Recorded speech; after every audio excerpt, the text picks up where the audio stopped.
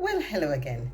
Here's a story from the Mirror newspaper coming out of the UK, and it speaks of a primary school out in Manchester in the UK, where the principal found that there were school supplies going missing, and one of the culprits she discovered was a student who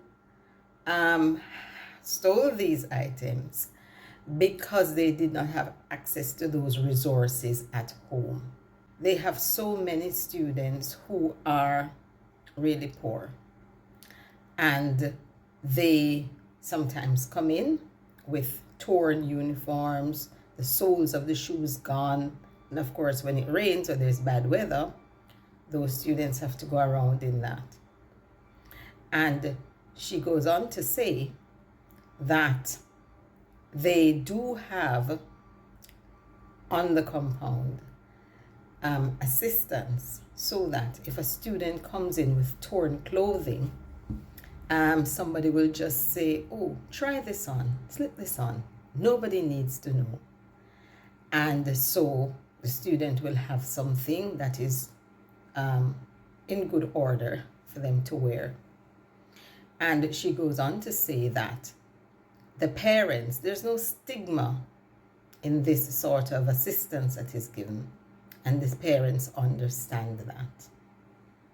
Now, when I read the article, well, I've put the link here, and the cover page is there. And when I read the article, I started thinking, could that apply in Jamaica, where we know that poverty exists here? We know that sometimes the students, they grow out of the clothes pretty quickly. They start the term with it okay, and by the end of the school year, they've outgrown it, depending on their age.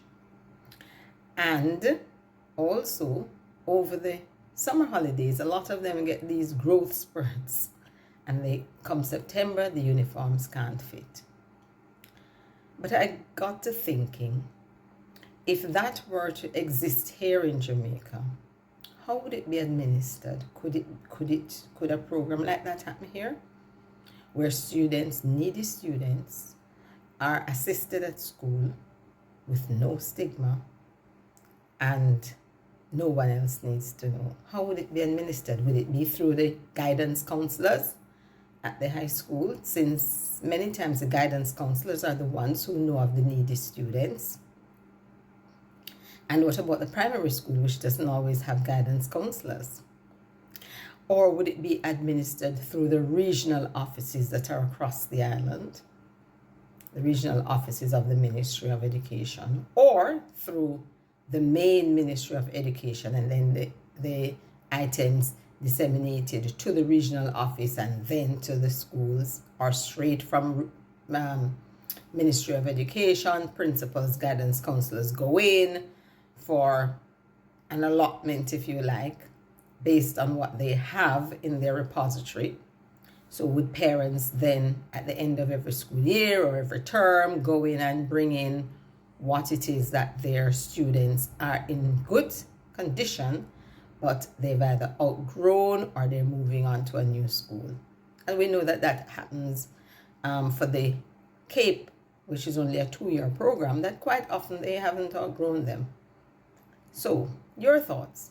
Or would it not work because of our culture of, quite often we don't take kindly to getting second hands or hand-me-downs, and we may take offense to that?